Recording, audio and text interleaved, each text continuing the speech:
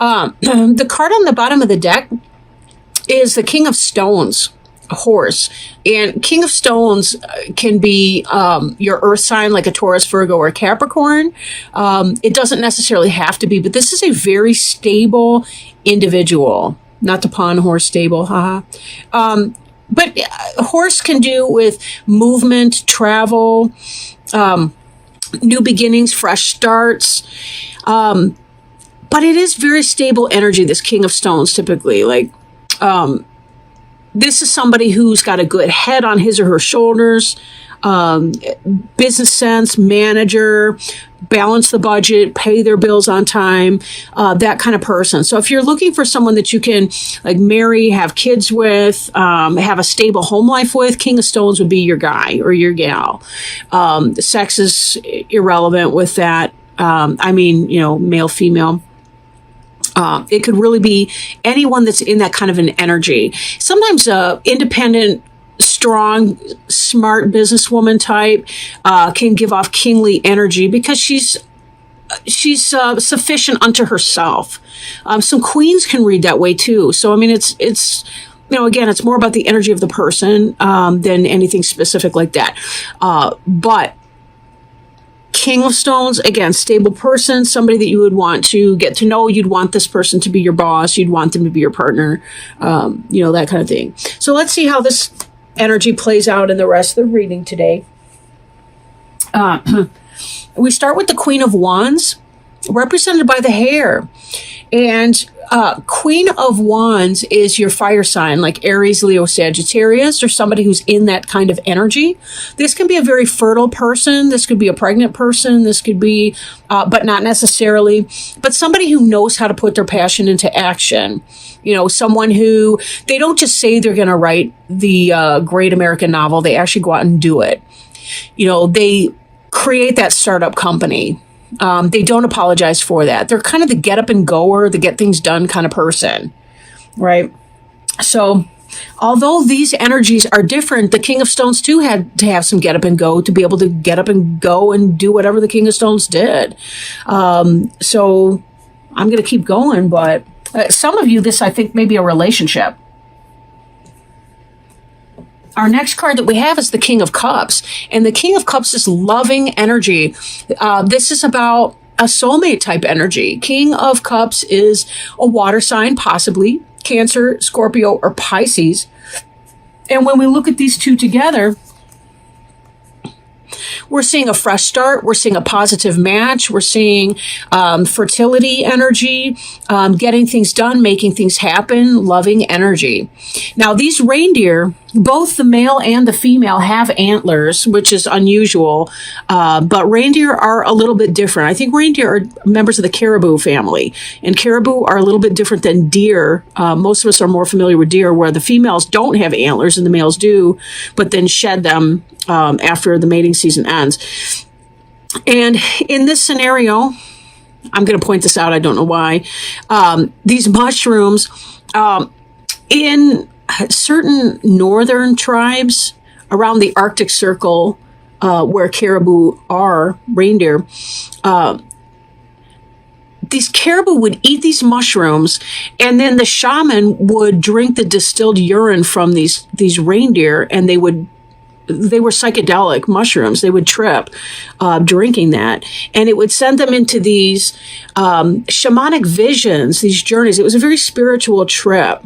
So for some of you, you're going to find the pothead of your dreams or the high on friend of your dreams. I'm half kidding. Maybe I'm not. I don't know. I have a cloudy head for my sinus issues. It's like whatever. But basically, this is about finding somebody who you feel loving feelings for, or he or she feels loving feelings for you, but you're kind of a match and you have like a spiritual connection with this person. You get each other on another level. I'd like to point out here as well, this is some of your past tense energy too. We've got the Page of Cups, which is the Kingfisher. Page of Cups is about bringing new love in, but you'll note that it's a solid offer of love, in that there's a fish right here that the Kingfisher's offering. They're not just talking smack. It's about the real thing. So here we have, if you look at these energies, if we can back up for a second here, we got the Queen of Wands with the Page of Cups and the King of Cups coming in. So for some of you, it could be a child. It could be a water sign child is going to be born to you. The page tends to be a younger person, or the beginning of something, a new, fresh start. The Queen of Wands, the adult with the fire. But again, that could be passionate fire. Then we have the King of Cups, who's somebody who loves you or is in love with you. For some of you, this is going to be a love relationship. Like totally a love relationship that you've been wanting for a while. Because we have here the Three of Wands, which is passionate energy because of our fire sign as indicated in the wands, but also fulfillment.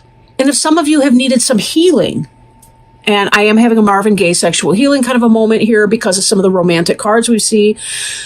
This could be health in a general sense. It could be just that you're finally feeling that connection with someone. You know, I'm looking at the snakes coming up here, these healing caduceus snakes, the red and the white energy. That's polarity. That's balance in a relationship and healing. Now, Three of Wands in the Rider-Waite deck traditionally indicates that you're waiting for your ships to come in. For some of you, this new start is happening. But given that we have this Queen of Wands up here, this is going to be coming in fast. Fast and hot. This brand new love that's coming in. Now, King of Stones can be a slow poke. It is stable energy, but it's also slow energy. Then again, on this particular card, in this particular deck, we have the Horse, and Horse is known for rapid communication, not for slow. So this King of Stones tends to be faster than some of the other Kings of Stones.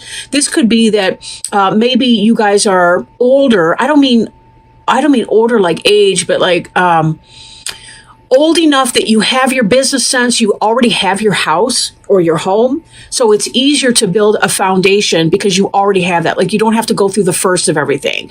You know, you're not brand new from school, getting your first job and not sure how to do anything. You know, you have skills and you can make them work in a much faster way, because this partnership that you are going to be entering in is a match. I can't tell the male from the female in this one. They look so much alike. You know, be careful it's not a codependent relationship or one that is, in fact, based around drugs, that it's based on something positive. Use your discernment because you may have more than one option. Make your wisest choice for sure. But all of this stuff is indicating really, really happy, happy times. This Sun card right here, this is fulfillment. This is getting what you want. The Sun, again, that could indicate pregnancy, you know, the Page, energy and so forth. It could indicate that for a few of you, not all of you. But Sun is happiness. It's fulfillment. It's getting what you want. And again, we see this fulfillment energy here with this Three of Wands. Getting what you want. For some of you, this is literally the answer to a prayer that you have wanted. And you're following your destiny into making this happening. You're trusting in the universal source that this can happen for you. That this is going to be happening for you. This person's an answer to a prayer. And there's a lot of divine guidance in here. The pole star is the star that we follow, kind of like the North Star. Or in the Southern Hemisphere, it would be the Southern Cross. But we follow the star to get to where we're going. We use it for the purposes of navigation. We wish on a falling star. And we find ourselves being able to, we're being led, like it's like a destiny to something. So for those of you that are feeling like, ugh, it's never going to happen for me, this is not how this is reading at all. This looks really, really great. It looks in your favor. Now we have another energy here, Knight of Stones. This is Earth as well, Taurus, Virgo, Capricorn. Wolf is a traveling dog. Now, we have a primordial wolf down at the bottom. We have a modern wolf up at the top. But the point is, this is about finding your pack, finding your space, your place of belonging. Taurus, I'm so happy for you. Not long ago, you had a reading where it looked like you had gotten a false start with somebody that really didn't have your best interests, some of you. Ugh, I don't know. I think I sprayed the card. Sorry. But I mean, in this, it's about finding your pack. And rejoicing in that, finding happiness in that. This, I can't, I'm looking at this in the background. I think that's a Paleolithic horse, like the kind that would have been drawn on rocks and things. Which brings us back to our friend over here, the stability. This is a new relationship. This is about finding your pack, finding your people, your tribe, so to speak, and moving quickly towards that energy. You're going to meet this person, and you're really, really going to feel everything is just clicking. Boom, boom, boom, boom, boom. Everything's coming into place, and you're going to recognize this person. Now, there's something in here too, as I'm looking at these. Instruction, 10 of arrows, and the shaman. It could be the case that you meet this person in class or through a classmate. Some of you maybe take psychic or intuitive development classes, or maybe you are studying some ancient wisdom. It could have something to do with connecting with your ancestors or your descendants. Well, I guess what I mean by that is, we've got Thanksgiving coming up, and I was picking this up in Aries a lot. It was this idea of drawing on the wisdom of the generations that came before us, tapping back into our family spirit, and also teaching the wisdom of our grandparents to our children and grandchildren, like passing along the knowledge of the generations in the most positive way. With this, again, it could be that some of you begin to take some sort of a class, and it's in that class that you meet that person, or that you develop the connection that introduces you to the person. So if you haven't met this person yet, don't panic. Don't worry about that. Things that are destined to come to you you're not going to miss them. I mean, they're going to happen. It's inevitable. And the shaman is about wisdom. It's about this is kind of like the high priest or the hierophant, I want to say the masculine version, the yang version of the high priestess, but the shaman brings a lot of similar characteristics to the high priestess, in that the shaman's someone who knows how to go within, right? The shaman, being a male figure in this particular instance, doesn't necessarily have a womb, but goes into the sacred womb through the sweat lodge ceremony, connects with both masculine and feminine energy. This shaman does not have to be specifically male or female, however. So I don't want to put it out there so specifically. These are archetypes, these individuals, and any one of us can be any of these archetypes, right? A father can be an excellent mother if that's his role. It's whatever. But the shaman knows intuitively. And that's why I'm saying, when you meet this person, you just know this person is part of your tribe. You're just going to fit. You're going to fit, and you're going to see that there's passion in that relationship, and there's love, and there's joy, and there's an enrichment. I'm feeling like you're going to be laughing. You're going to be laughing a lot. Like, you guys are going to crack each other up. And it's really just you're going to be bubbling out from the inside out, in a place of joy with this person. So, wow, what a cool reading. I do want to see if we can pull one more card, this being from the Animal Wise Tarot deck. I want to see if we can find a totem animal, maybe that can go along with the energy that we're reading from this, and provide a little bit more clarity or guidance for you. Oh, this one's insistent. This one jumped out right away. Sometimes I just think I'm clumsy, but that's one of my lessons, is I got to learn to stop second guessing. This is the Hierophant. Again, this ties right back to the shaman, because the shaman and the Hierophant are one and the same. And we have this white crane energy. Longevity, honor, and spiritual justice. Honorable Lord Crane is the ancient symbol of spiritual justice and longevity. It is both a solar symbol and a herald for death. This contrast is significant in that cranes teach the need for both life and death as part of the same process. Crane always heralds the end or change of old ways so that a new expression can be born within them. I wish you guys could see my cat right now. He's standing on my shoulders. Being a wading bird, a crane moves between water and land, earth and sky. Its movement between worlds, between realms, between times, can help us learn to draw upon our own innate waters, our intuitive faculty, awakening a freshness within tradition for new growth. In more ancient times, the Hierophants The priests and priestesses were schooled in walking between the worlds with all that it implies. Cranes reveal how past lives affect the present. They reveal how death is just a transition and not an end. Give us a minute. They open doors between all worlds, realms, times, and traditions, stimulating new, tangible, spiritual experiences.